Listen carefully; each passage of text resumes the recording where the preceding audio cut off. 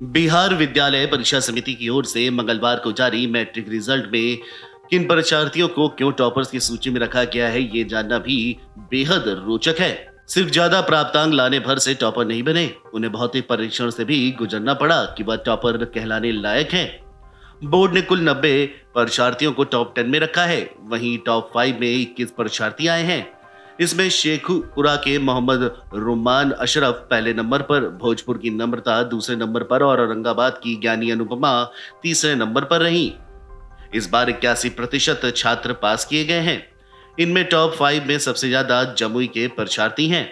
सिमुल तला आवासीय विद्यालय के 2 परीक्षार्थी टॉप 5 और 10 परीक्षार्थी टॉप 10 में आए हैं। बोर्ड ने 37 दिन में 16 लाख छात्रों का रिजल्ट जारी किया है। इस टॉपर सूची को फाइनल करने के लिए 250 से ज्यादा ऐसे परीक्षार्थियों को बिहार बोर्ड ने वेरिफिकेशन के लिए बुलाया था, जो प्राप्तांकों के मामले में आगे थे। टॉपर घोषित करने से पहले सबसे ज्यादा नंबर लाने वाले पूरे बिहार के परीक्षार्थियों को बिहार बोर्ड में रविवार तक वेरिफिकेशन के लिए बोर्ड मुख्यालय में बुलाया गया था। इसमें कोई फर्जी टॉपर नहीं बन जाए, इसके लिए मैट्रिक परीक्षार्थी की उत्तर पुस्तिकाओं से हैंडराइटिंग का भौतिक सत्यापन किया गया। ये भी देखा गया कि जवाब देते समय क्लियरिटी है या नहीं, मतलब कंफ्यूजन या अंदाजन तो नहीं है। इसके साथ ही ये भी देखा गया कि परीक्षार्थी कॉन्फिडेंट है या नहीं, मतलब अगर मीडिया के सामने पड़ा तो हिचकिचाएगा तो नहीं। मैट्रिक परीक्षार्थियों के लिए आसान थे, हालांकि कुछ फंसाने वाले भी थे। खासकर हिंदी में पूछे गए वैज्ञानिक या गणितीय टर्म को लेकर परीक्षार्थी फंसे भी। कई परीक्षार्थियों से उनके जीवन का लक्ष्य भी पूछा गया, तो कई से उनके जिले या पसंदीदा विषय के बारे में भी बोलने के लिए कहा गया। टॉपर्स की सूची बनाने के बाद ये देखा जाता है कि सर्वाधिक नंबर वाले कितने परीक्षार्थी हैं। उन सभी को टॉप 1 में रखा गया।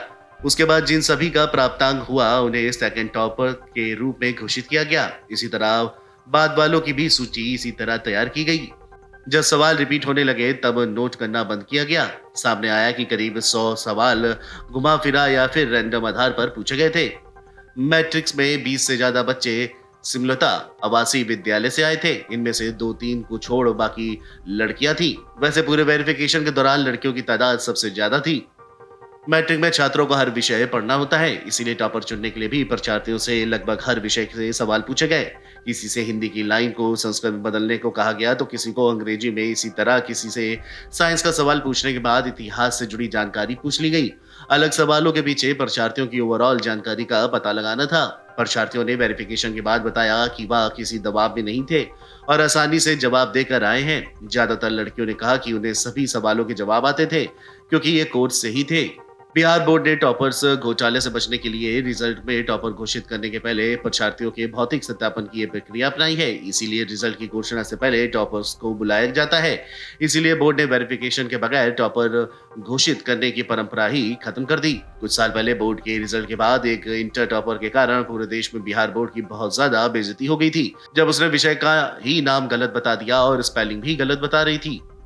मैट्रिक परीक्षा परिणाम को लेकर हर परीक्षार्थी के साथ अभिभावकों की भी धड़कनें बढ़ी हुई थी, लेकिन टॉपर सूची के वेरिफिकेशन के लिए बुलाए गए परीक्षार्थियों के अंदर रोमांच मिश्रित था। कितने परीक्षार्थियों को टॉपर्स वेरिफिकेशन के लिए बुलाया गया और उनमें से कौन टॉपर बनेगा, ये किसी को पता नहीं था। किसी को उनका प्राप्तांक भी नहीं बताया गया, इसीलिए इन परीक्षार्थियों की भी धड़कनें बढ़ी रही थी। Video desk अमरुजाला.com। अमर उजाला अब आपके टीवी पर भी।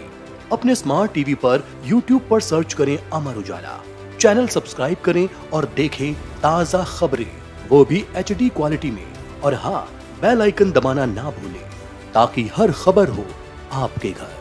अमर उजाला, निष्पक्ष, निर्भीक, निरंतर।